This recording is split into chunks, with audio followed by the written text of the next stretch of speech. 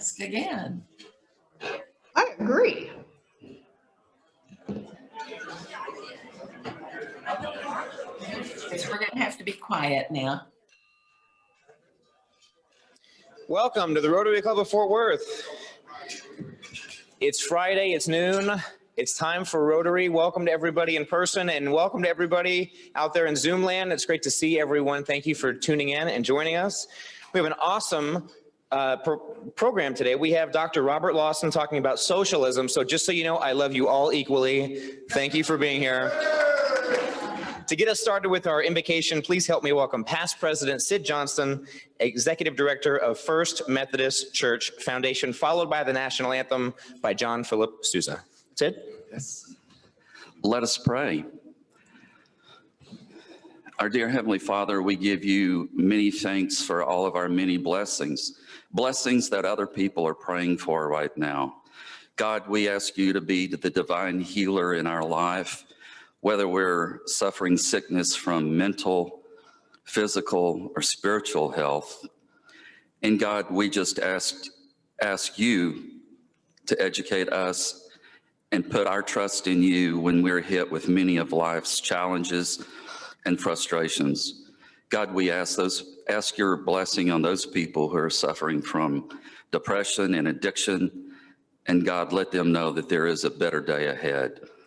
Forgive us all of our transgressions. And God, we thank you for this food and bless it to the nourishment of our body. And it's in your holy name we pray. Amen. Amen.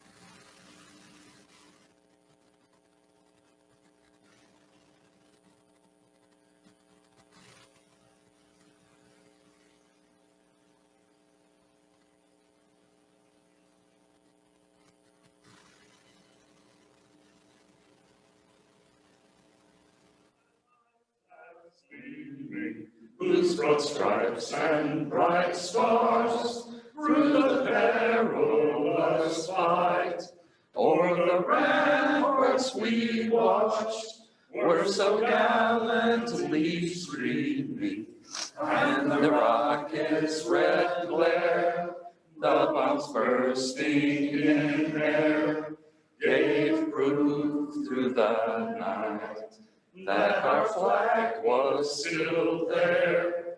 Oh, say does that star-spangled banner yet wave o'er the land of the free and the home of the brave? Play ball. Thank you, Gary.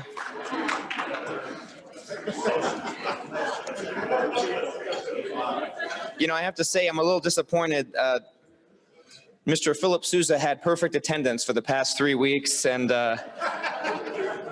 couldn't be with us today. Thank you, Gary. That was great. All right, to help us welcome our visiting Rotarians and guests here in the room and online, please help me welcome Kimberly Jarridge, Chief Operating Officer for the Center for Neurological Disorders. Kimberly.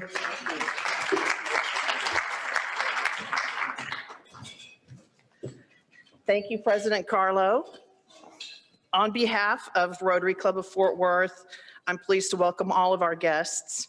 For those attending on Zoom, please open the chat box and enter your name and phone number and business, as well as the name of the member that invited you. For those of you here in person, would you please stand as I say your name And I was going to ask you to forgive me if I said it incorrectly, but thank you instead for all having names I can pronounce. With a name like Jared, it rhymes with marriage. I have been mispronounced all my life, with the exception of President Carlo. He does a great job at that. Okay, Damian Lewis, guest of Courtney Lewis. Welcome. Kennedy Campbell, guest of David Campbell. Thanks for coming. Ronnie Karb, guest of John Wright, back over there. Welcome. Michael Woolman, who is a future member, right over there. Welcome. And Tracy Lawson, guest of our speaker. Thank you so much for coming. President Carlo. Four-way test. Thank you. Thank you. All right, thank you, Kimberly. So now to a new tradition that we've started this year in the Rotary Club. You know, we all live and work and play by the four-way test. It was founded as a principle of the things that we think, say, and do. So if you would help say along with me, the Rotary four-way test. Number 1, is it the truth? Number 2, is it fair to all concerned? Number 3, will it build goodwill and better friendships? And number 4, will it be beneficial to all concerned? Thank you. Now for the moment that some of you have been waiting for, time for our newscast. If you have never seen a newscast, you are in for a treat because we have Mr. Tom Williams, partner at Haynes and Boone LLP, to bring on the jokes. Tom?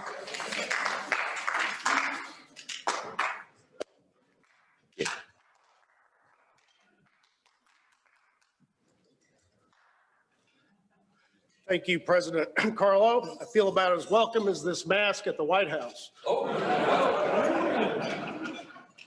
Last night, we were supposed to have one debate between the presidential candidates. Instead, we got 2. They were called town halls, but in fact, former Vice President Joe Biden sort of debated George Stephanopoulos, and President Trump did debate Savannah Guthrie, who apparently thought that this was a reboot of The Apprentice that she had been asked to host. Unfortunately, the town halls ran at the same time, and so if one wanted to see them both in real time, one had to have some sort of split screen set up, or one could do what the overnight tracking polls show that 82% of Americans did, and that's actually watch the Braves-Dodgers game. For President Trump, the town hall last night was the end of a busy week in which he crisscrossed the country telling us all that the coronavirus is no big deal, at least not if you have 24-hour access to the finest health care in the world at government expense. On Monday at a rally in Florida, the president said that he now feels so good that I feel so powerful. I'll walk into the audience, I'll kiss the guys and the beautiful women, everybody, I'll give you a big fat kiss. The audience reaction was immediate and unanimous. Everyone said, you know, Mr. President, that's okay, I'm good. We can skip that step along the path to making America great again. On Tuesday in Pennsylvania, the president continued with that theme, asking all of the suburban women in the audience, will you please like me? Please, please, please. Proving once again that for all of us, life is still just high school with a little more money and better clothes. But last night was better for the president. In Miami, one of the so-called average voters who had been picked to ask him a question, Paulette Dale, said, I have to say, Mr. President, you have a great smile. You're so handsome when you smile. And unlike anything Savannah Guthrie said last night, that did briefly bring a smile to the president's face. We are still supposed to have another presidential debate next Thursday. Vice President Biden is still negotiating the format, however. He says he now wants to debate by mail. He will just mail in his answers and allow the moderator to read them. He doesn't really see anything wrong with that. The Trump campaign declined that offer, and the Biden campaign countered by saying, well, all right, the former vice president will show up in person as long as he can bring Mike Pence's fly. Well, this has been a stressful year, and we all needed stress relievers. Therapists in Europe this week are promoting something that apparently has been going on in the Netherlands for a long time. That's hugging cows, which supposedly brings about serenity from the body temperature of the cow and the hair and all that. That has immediately led to a spike in Europe of people going to cow hugging farms, which apparently really exist. So far, the cows have not been reached for comment. And in consumer news, today is the first day you can pre-order the iPhone 12. And of course, if you're one of those people who always has to have the coolest and the latest and the bestest thing first, you probably have already pre-ordered your iPhone 12 and didn't need me to tell you. One of the features of the iPhone 12, of course, is its 5G speed. That's supposed to give you greater bandwidth. So when you're in a football stadium with 100,000 people, you can get good cell service. Not something we necessarily need these days. But in consumer products, when one product leaves, when one product arrives, another leaves. So join me in saying farewell today to Tab, the Coca-Cola company's first diet soda product, introduced in 1963, and its name was a play on the term that it helped you keep tabs on your weight. The only problem with Tab was it didn't taste very good, and its market share is now infinitesimal, and it's about to be zero.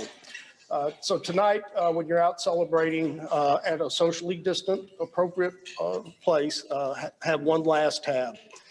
The weekend weather is going to be pretty good, pretty nice weather for the Alliance Air Show. Of course, it's a drive-by event, but you can sit in your car and keep your mask on. And have a good weekend.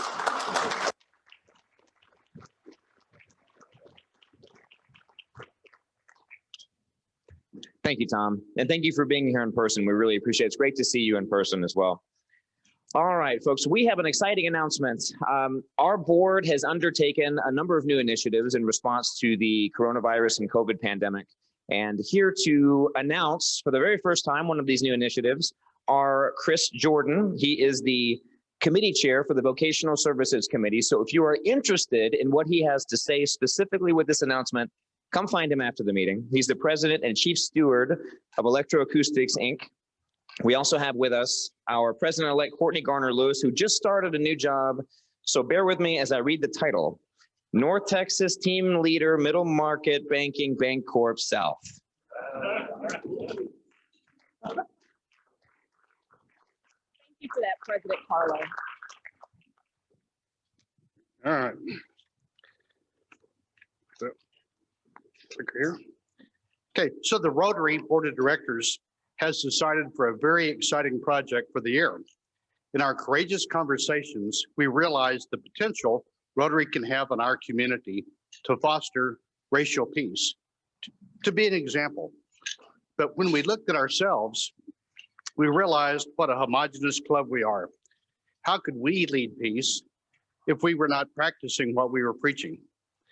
The question is, how do we as a racially homogeneous club become more inclusive and diverse so that we are a richer, more well-rounded club, better able to serve our community? How do we eliminate the barriers to building goodwill and better friendships? How do we make our club fair for all concerned? A few weeks ago, I moderated a panel to discuss increasing the opportunity for minority businesses in our community. This discussion was very well received.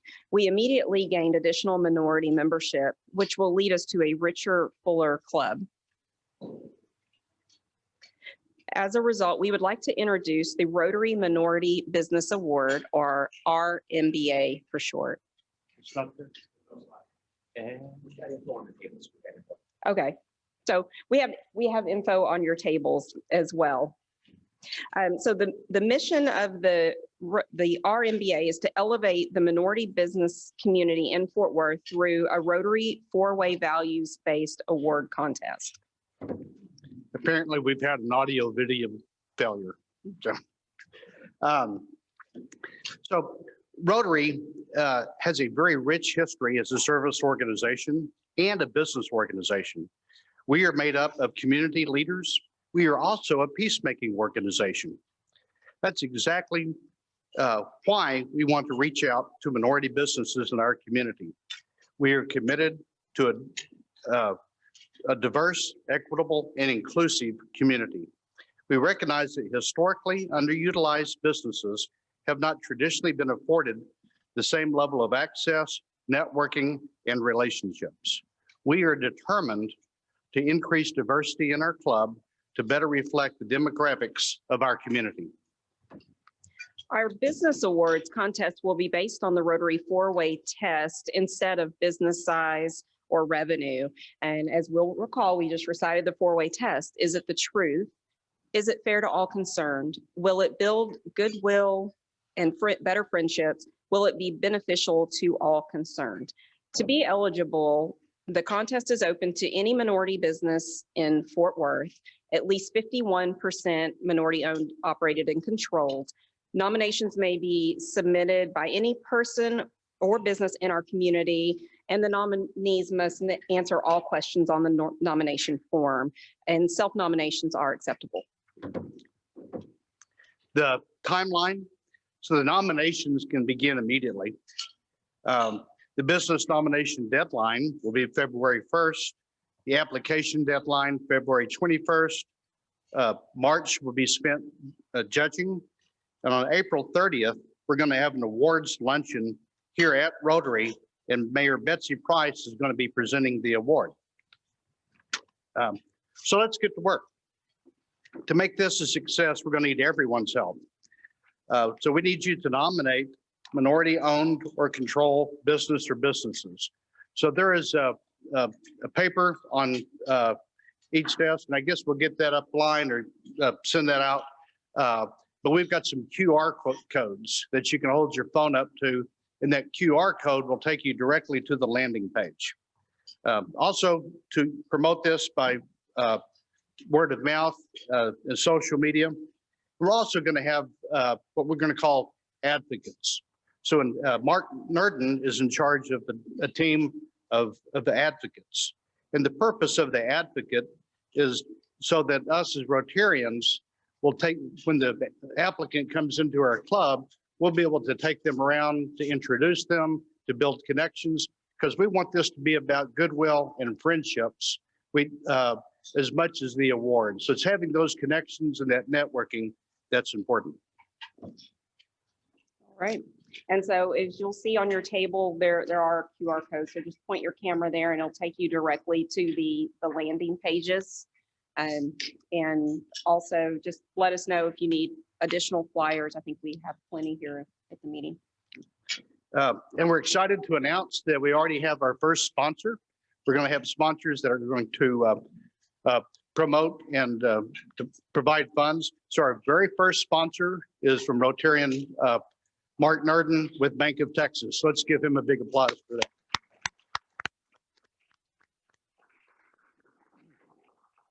So I'd like to acknowledge our RMBA team.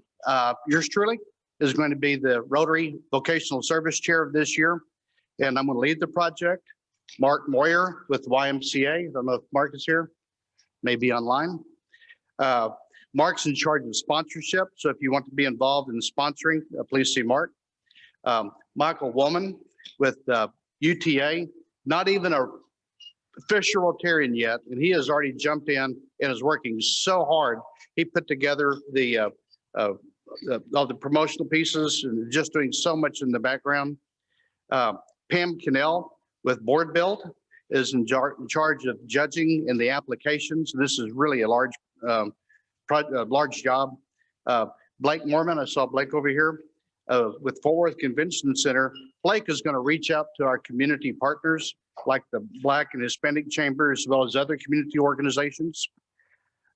Courtney, now with Bancorp South, is in charge of our awards ceremony. Like I said, Betsy Price will present the awards, and we hope to have a short video of each applicant. And I think we're going to tag Nathan Scheidewent. Close enough? Yeah, to do that. And President Carlo is with Raziz Cafe, is our Rotary champion and has been exceptionally enthusiastic about this award and this project. So anyway, thanks to everybody on our team and look forward to a great project for the year.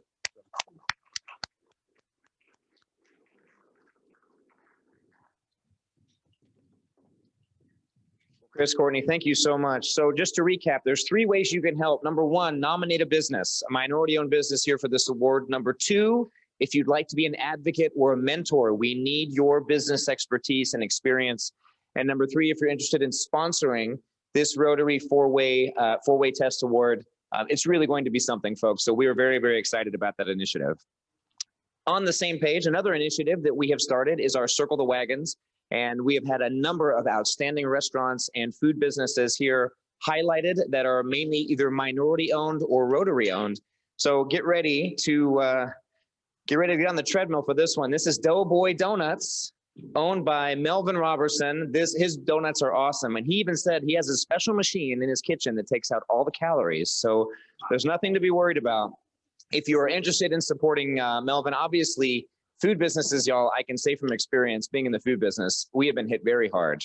And the minority-owned food businesses have been hit disproportionately hard. So if you're needing donuts for your office or for your neighborhood or family, please consider Melvin. He's got a great little shop, and his donuts are out of this world. All right, now we have a new member introduction. So I'd like to welcome our new member and President-elect Courtney Garner-Lewis. Let me take a deep breath before I say her title again.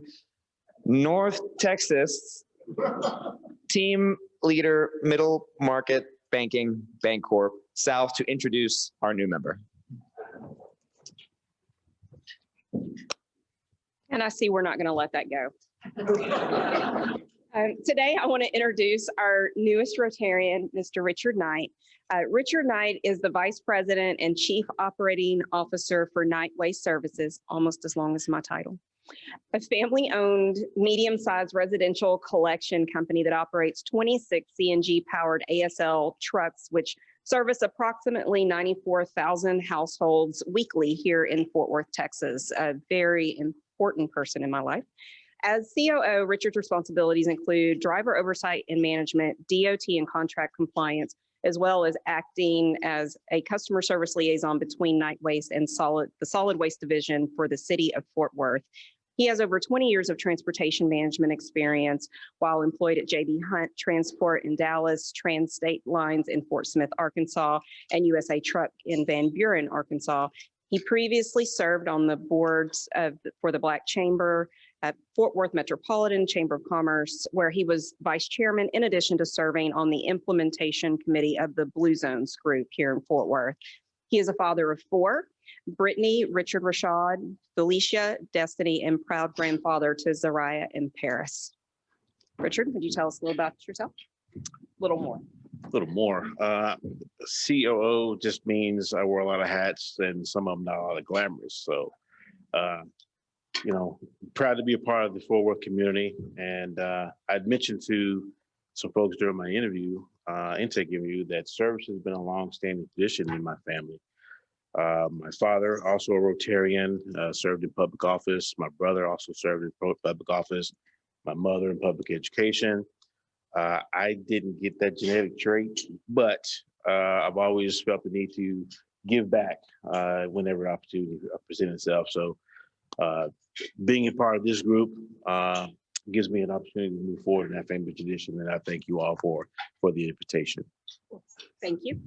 Here is your.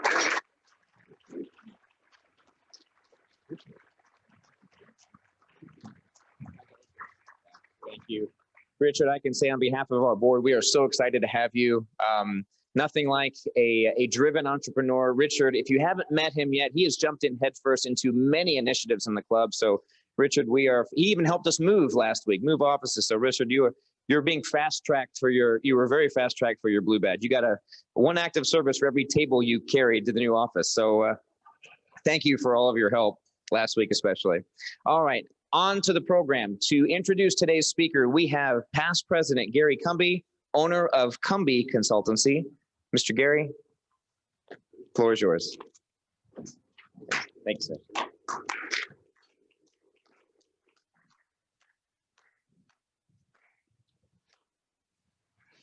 Our speaker today is esteemed economist, Dr. Robert Lawson.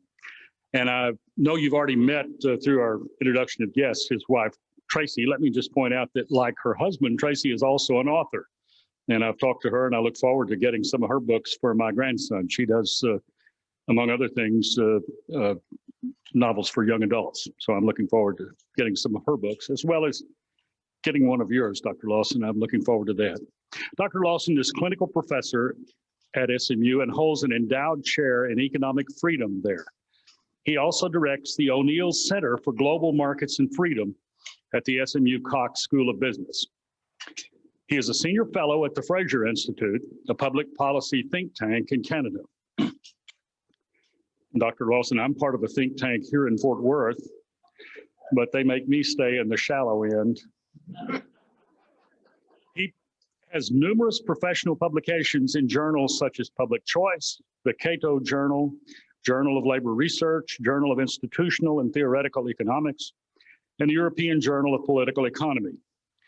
He is a founding co-author of the Fraser Institute's Economic Freedom of the World annual report, which presents an economic freedom index for over 160 countries. And we'll probably hear more about that today. He has authored or co-authored over 100 journal articles, book chapters, and policy reports. And here's my favorite item on his bio. He is co-author of the Amazon bestseller, Socialism Sucks. Two economists drink their way through the unfree world. According to Google, his research has been cited over 10,000 times. In addition to all this, Dr. Lawson is a member of the Mont Pelerin Society, another economic policy think tank, and is past president of the Association of Private Enterprise Education Institute. He has been recognized by that association with their Adam Smith Award. And am I correct, Dr. Lawson, that the Adam Smith Award trophy is an invisible hand? Just a, that's an inside joke for us think tank guys. Rotarians here to talk about socialism and world economic freedom. Please greet Dr. Robert Lawson.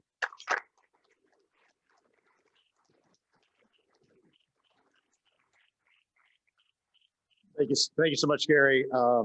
I do hang around in think tanks, but I also have been known to hang around in drunk tanks. So, in fact, this book is not the usual fare. I've published a lot of books, and this is and articles, and this is the first one where we said the F word on the second line of the book. So it's a little PG-13, but the talk is going to be just straight old PG. So I should mention my co-author, Ben Powell. Ben is the director of the Free Market Institute at Texas Tech, Guns Up. And we're pretty good friends and high-functioning alcoholics, and our favorite thing to do is to travel together, drink together, climb mountains together. And we wanted to find a way to write all this off on our taxes. So we said, if we write a book while we drink and travel, we can. So this is actually a tax. This is a tax dodge, is what this is. But at the same time, we started our tax dodging travels through the world. Socialism got hot as a topic in the United States. That esteemed academic Michael Moore said most polls now show young adults across America prefer socialism, fairness, to capitalism, selfishness. There's a lot wrong in that short tweet, as is usually the case with Michael Moore, but and I think Gary and I would have already had a conversation about how socialism doesn't mean fairness and capitalism doesn't mean selfishness, but he's not wrong about the polls. In fact, it's true. You may have seen some of the polls yourself, that something on the order of 30, 40% of young people, if you want to call them millennials or some other derogatory term, you can, but 30 or 40%, I've even seen higher numbers of young people who think socialism, and they think favorably towards socialism. Bernie Sanders, elected member of the United States Senate, has at some points in his life called himself a socialist. He vacationed in the Soviet Union for his honeymoon, which my wife would have murdered me if I had tried to take her on a honeymoon to the Soviet Union. Hey, honey, let's go to Moscow in 1984. So socialism got hot, and we decided to sort of tailor the book towards socialism in socialist countries, current socialist countries, former socialist countries, maybe a wannabe socialist country or two. And this is just the sort of outline of the book: Sweden, Venezuela, Cuba, Korea, China, Russia, Ukraine, Georgia, the country, and then we end up back in the USSA. A little play on the Beatles song there.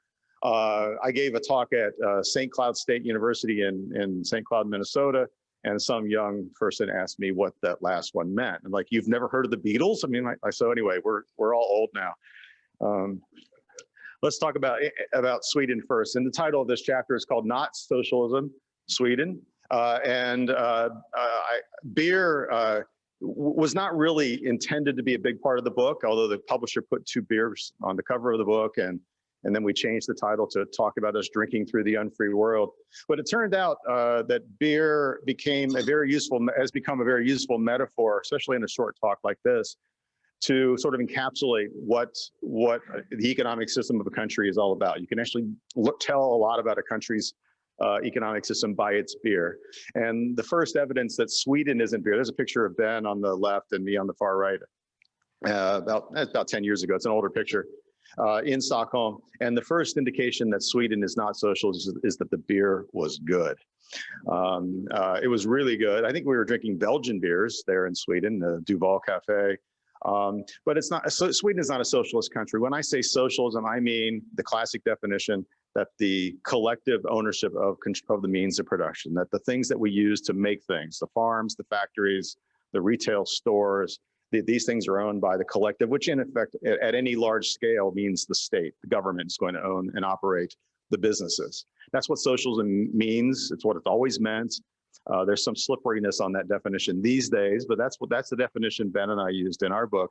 And when you're in Stockholm, you realize immediately that you're not in a socialist country. Duval Cafe is owned by somebody, I don't know his name, Sven probably, but and it's a privately owned business. The people live in privately owned homes or apartments, and they drive cars. They go to work at companies like Volvo, which is a publicly traded but private firm.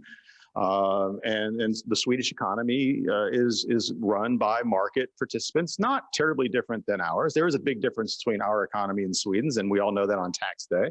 Their taxes are about 50% higher than ours. And the fact that Duval beer there was like $10, and no small part the reason it was $10 is because Sweden taxes the heck out of everything.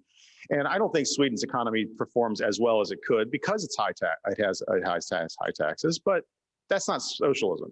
The organizing principle of Swedish economy is private property and market exchange, just like our economy. They don't have central planners in Stockholm deciding how Volvo makes their cars. Volvo decides for itself how it makes its cars.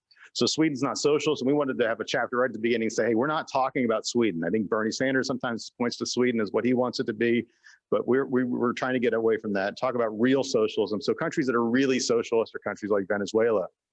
Ben and I are libertarians, and we hate to talk to government, so we refused to get a visa. So we went to Colombia, but then we went to the border of Colombia and Venezuela. The town on the Colombian side is Cucuta, and there's really not much of a town on the other side.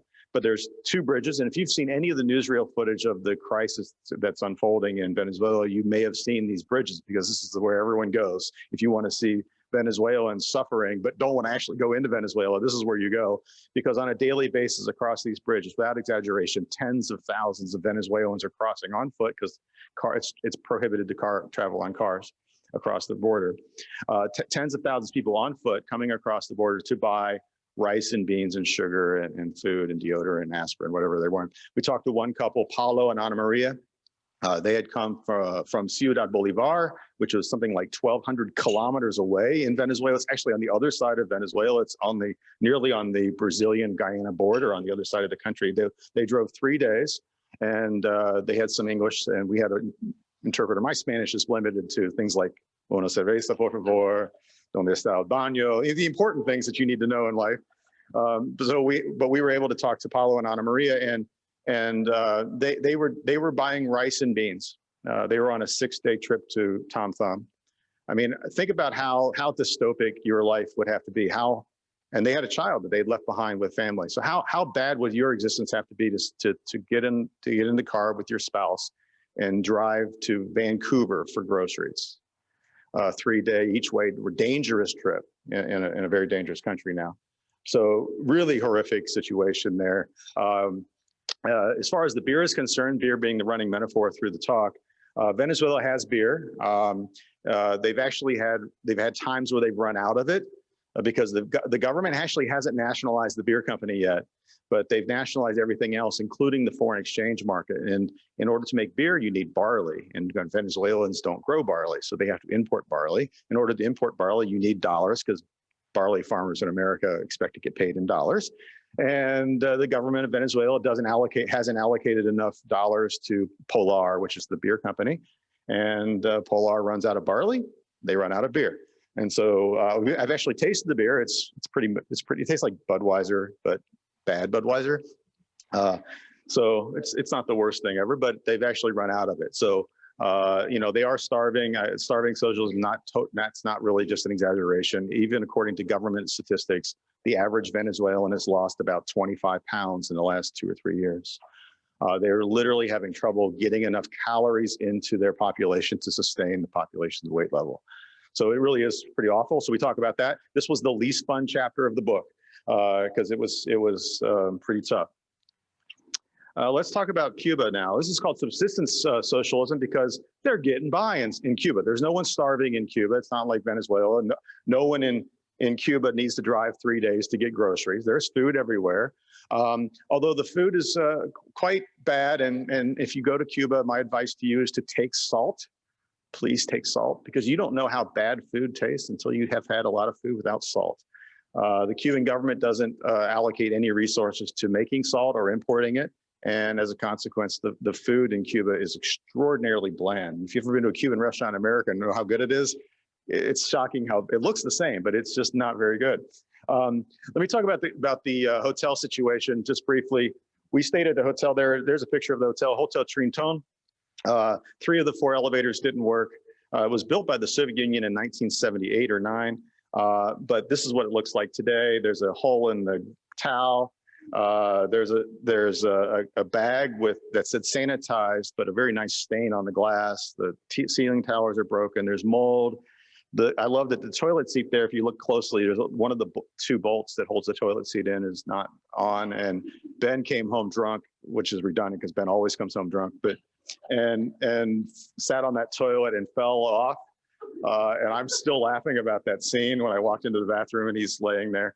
But the good news is they left soap for you, although it was the soap left from the previous guest. So this hotel was terrible. It's among the worst hotels I've ever stayed in. It wasn't terribly expensive, but it was a state-owned hotel. And the reason it's so terrible is because it's owned by the state. If they do a good job, do a bad job, they will be in business tomorrow.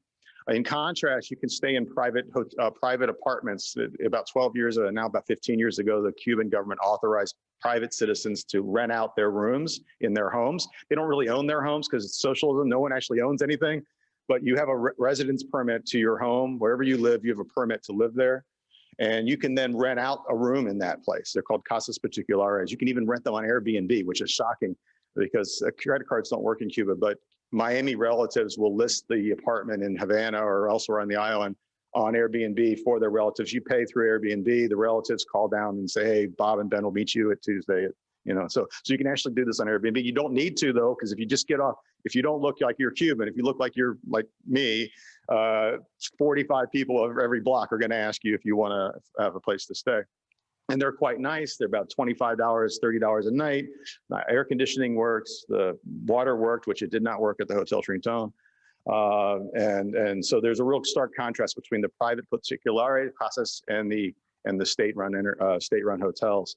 The other thing that you notice in Cuba is the absolute, utter, shocking lack of variety in advertising. You look and there's a picture on the top left there. That's a central business district. It's not in the historic district where all the tourists go, all the Canadian tour groups and stuff. This was in this business central Havana, working area, normal people. But you can't find where anything is Ben and I were looking for bars. And you can't find the bars because there are no signs for the bars because, there's nobody advertises for anything. It's a socialist country. Everything's owned by the government. They don't care. Again, if you go into their bar or don't go into their bar, they're still in business because nothing goes out of business. But then the other thing is the lack of variety. That top right, I could show you dozens of pictures of empty stores in Cuba, but there were plenty of stores that had food and items for sale. But that was like a 7-Eleven type convenience store in central Havana. But if you look closely, it's well stocked, but if you look closely, there's about 20 items maybe total for sale, 20 distinct items. There's a whole bunch of water. There's a whole bunch of cola. It's called Coca-Cola. We called it Kami Cola. And there's one kind of cola, one kind of water bottle. There's one kind of candy bar. There's one kind of so that entire store. Now compare that to a 7-Eleven in Fort Worth, which, I mean, there's probably 15,000 items in a standard 7-Eleven. I don't know how many thousands of items, hundreds and hundreds of items for sure. So they are getting by. This Cuban economy is producing enough stuff for its people to sort of live and exist and be. But after just 1 week there, forget about the salt problem, there's only 2 types of beer, Cristal and Bucanero. Plenty of it, good news, that's good news. The bad news is tomorrow it's Cristal and Bucanero. The day after that, Cristal and Bucanero. The day after that, for the rest of your life, there's going to be 2 kinds of beer available, Cristal and Bucanero. Neither one of them is particularly bad, but neither one's particularly good. For any of you beer snobs out there, if you just had to imagine never having another beer except Budweiser and Shinerbach the rest of your life, that's basically your 2 choices, and you get no choice at all. So they are getting by, but they're getting by with a sort of a drudgery. One of the lines in the book that I'm really proud of, I think really tells a lot of it. Socialism sells equality. Carla, you said it's some equality there. It sells us on equality, but what it delivers very often is sameness, a drudgery, a sameness of life. And that's not quite what we mean. When you hear the word equality, that's a nice word. Sameness isn't such a nice word. And I'm afraid that it's a little bit of a bait and switch. And you can see that the life is the same for everybody. It's not just that it's equal, it's the same. I could talk about the cars. In the interest of time, I won't talk long. But that is a 1991, the one in the foreground is the American cars are cool. I'm a car guy, but that Peugeot, I think, or a Renault, I think it's a Renault, 1991 Renault. How much would that be in America? A 29-year-old French Renault. It'd be free. I mean, tax and title. It's all, take it off my lot. That car in Cuba, and I'm not exaggerating, is $35,000 US. Now the average income in Cuba is around $2,000 to $5,000, depending on how you measure it. So in real terms, that car is a $250,000 car compared to income levels in Cuba. That's like the nicest Maserati, or no, Maseratis are nothing nowadays. The nicest Aston Martin on the road. That guy he's a millionaire in Cuban terms because he owns that car. That car is a taxi. It doesn't say taxi, but every car in Cuba is a taxi. There are very few cars, and the few that are around, that makes you, it's one of the few ways you can be an entrepreneur in Cuba, is to own a car. So that's a $35,000 in dollars, US terms. That car, it's worthless in America. It's essentially worthless. So prices are a complete mess in Cuba, which is one of the hallmarks of socialist countries too. We did go to the border. We did the border thing. We didn't go into North Korea because our wives said we couldn't get murdered. And so they were weird like that. Ben's got a small kid. I was like, I don't mind getting murdered. I'm old now. I don't care. But he's got a young child. So he still cares about his life. We went to the border of Korea and China, though. Don't go to the DMZ with South Korea. It's just a tourist trap. But the border in China, the city on the Chinese side is called Dandong. And we got there at night. Have any of you seen the satellite photo? This is like standard fare and a lot of PowerPoint slides. The satellite photo of the Korean peninsula at night. It's almost completely dark except for the capital in North Korea. On that top left corner of North Korea, there's some bright lights. That's the Chinese city of Dandong that we were at. And of course, South Korea looks like a Christmas tree. That's not an exaggeration because when you get there at night and you look across the river, it is completely dark.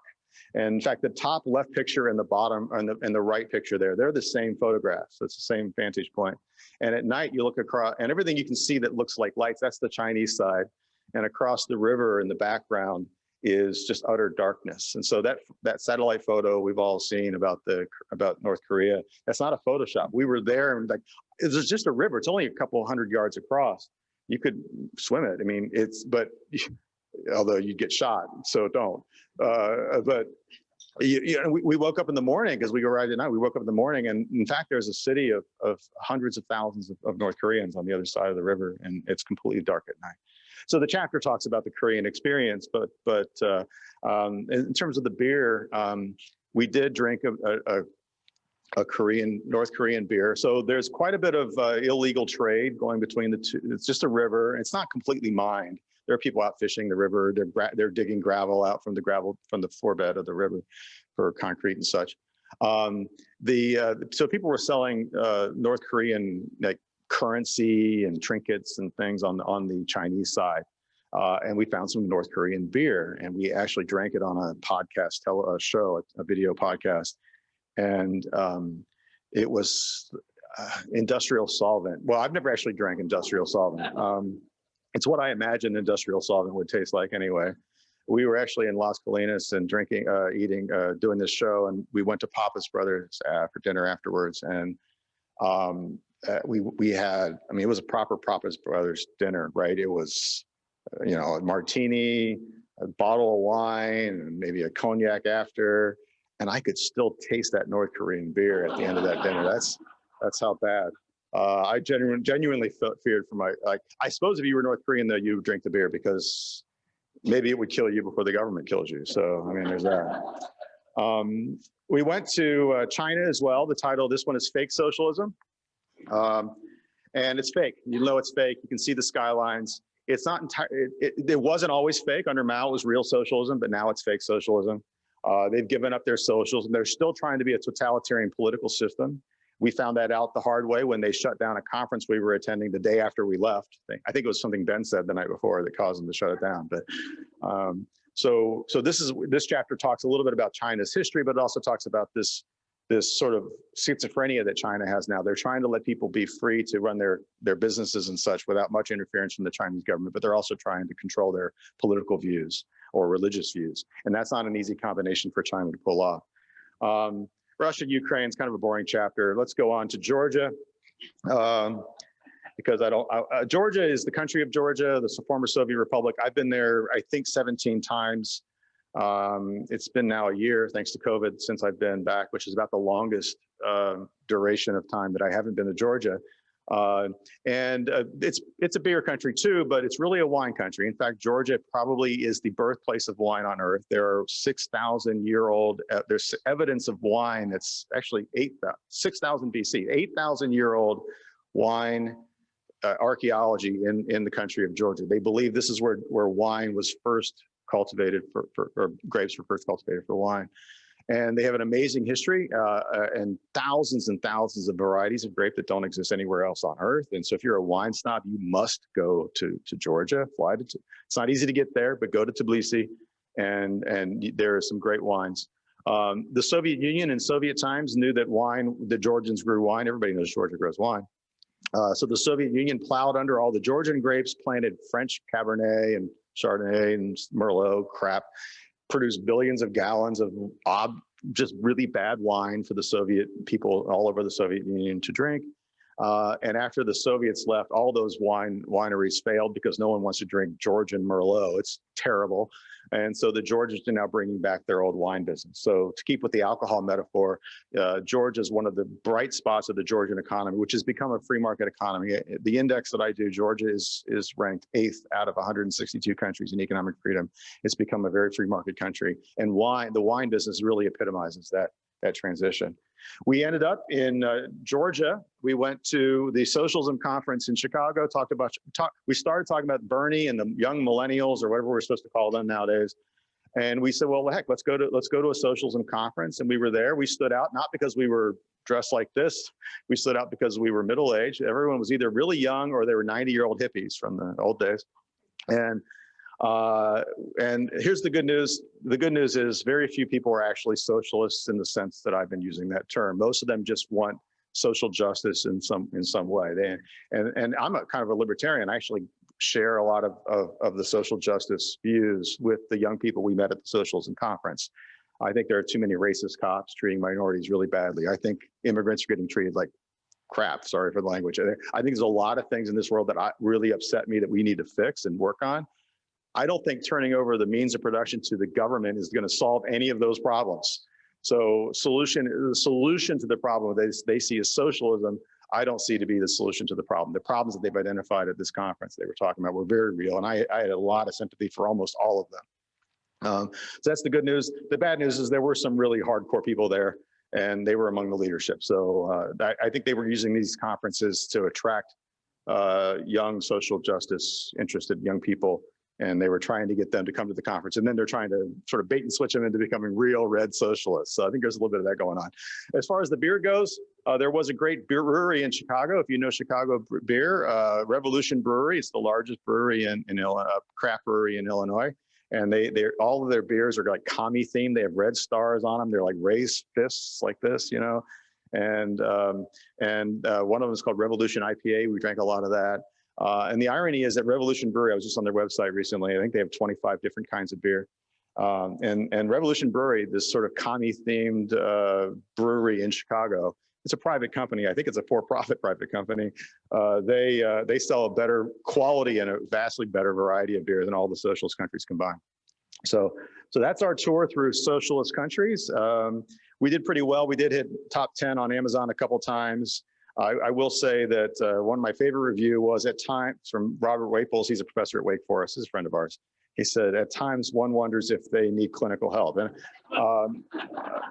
And so this is not an academic book with an academic press. Again, there's some colorful language. There's a lot of alcohol, and Ben and I did not really heavily edit our experiences. So if you're, this is decidedly PG-13, if not straight up R-rated. It's probably actually R-rated. So if you buy this for your 12-year-old, I would urge some caution. But with that, I'll stop and have questions. 2 questions. Gary. You alluded to a lot of misunderstanding of what socialism really is, or has historically meant. Can you talk about the linkages between socialism and communism, because those lines get kind of fuzzy? Well, I mean, there's 2 answers. Sure. Oh, yeah. So the question is about the distinction between socialism and communism. And there's really 2 answers. The academic answer is that Karl Marx thought socialism was a path on the way to something he called communism, which was this future state. So we had capitalism, feudalism, then capitalism. Capitalism sort of moves into socialism. This was a stage of history, according to Karl Marx. And then we would get to communism at the end of the day. That's the formal academic professor of economics answer, that communism was this future world that we would get to after we went through socialism. So the Soviet Union considered itself a socialist country that was on the path to communism in some future magical world. It's like this utopia called communism.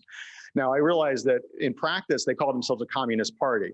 And so, you know, that was the political label that socialist parties of the 20th century used. They called themselves communists because their aspiration was to be socialist today, but then somehow evolve into this weird communist thing. In practice, though, I think what you're getting at is communism has come to be known as sort of this combination of totalitarian politics with a socialist country. I would argue that those 2 things go hand in hand. I think there are no examples of long-term socialist experiments that did not turn into something that's pretty close to totalitarian. Yeah. Tell us about the classes at SMU that you have. Girls and the guys, any difference, and how it's changed? Well, I teach MBAs. Half my class is older than me, like my executive MBA. So, you know, the SMU experience, you know, if you read the headlines about crazy, you know, socialist kids and protests and professors getting fired, we don't have any of that nonsense at SMU. And I don't suspect we have any of that nonsense over here at TCU on your side of town. So, you know, it's a pretty good place to work. And my students are really good. I really don't have a good feel for SMU undergrads, though. I don't teach them. I see them walking around, but I don't see them in the classroom. A hand for our guests. Thank you. Great. I got a little something for you.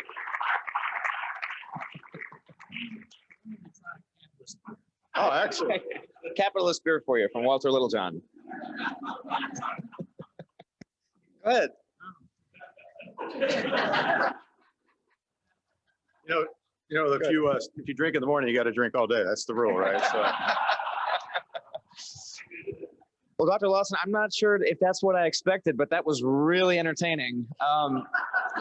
Hearing socialism, you know, we all respond well when you see pictures and you hear stories, and you gave us a lot of both. And I'm sure your book is equally as entertaining.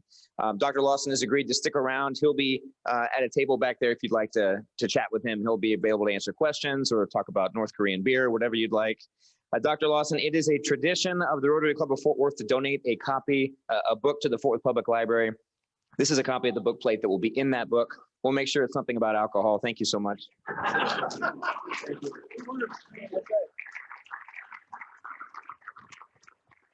was great. And before I forget, I'd just like to thank today's sponsor, the Cuban Board of Tourism, for sponsoring today's meeting. If you're online, gracias. Thank you for being here today. All right, a few announcements as we close. Oh, Walter, there's no alcohol. It's because he gave the 0.0% to everyone in the room. Next week, we have some exciting news. Next week, we have our Courageous Conversation. It's the 4th in a series of conversations about important topics here in the community. It's the theme is developing empathetic leaders among Fort Worth's top high school students. So we should have a full group of folks on Zoom, hopefully a full meeting. And you can see the speakers that we have. We have our very own Pastor Charles Johnson. We have Ms. Blair Lowry, the headmaster, the new headmaster at Trinity Valley School. We have Ms. Tamara Albury, the principal at the Young Women's Leadership Academy, and Dr. David Sines with the 4th Independent School District. So it should be a very, very good topic. If you're interested, on the next slide, you can see please RSVP so Aurora knows the food count and the chair count. We would love to see you here. A few last minute announcements. So we have a Rotary blood drive on October the 22nd. Stay tuned for an email with details. If you're interested in virtual meeting sponsorships, we would love to have your sponsorship here. We're getting, I think I saw 60 strong online, and we're having about 60 here in the room, and that number is growing every week. Also, October 24th, if you like to cycle, we would love to use your skills on a stationary bike in a pedaling for polio event that we have at a local YMCA. We will email you more details with that. Also, mark your calendars, November the 5th. We're having a mini State of the Club. It's going to be on a Thursday. We'll do it during lunch, so we can be here if you have questions. We can talk to you about the new exciting initiatives we have and not have to take a whole meeting. But if you'd like that to join, feel free. We'll send you email about that. And finally, and before Nathan pulls over the Zoom so we can see everybody online, Nathan and Chris Jordan have been doing just an amazing job. We are starting a new tech committee. So if you're interested in being on the tech committee, helping with PowerPoint, becoming a virtual meeting expert, we would love your help. Feel free to see Nathan after the meeting or shoot me an email in the chat box if you're on Zoom. We will get a hold of you.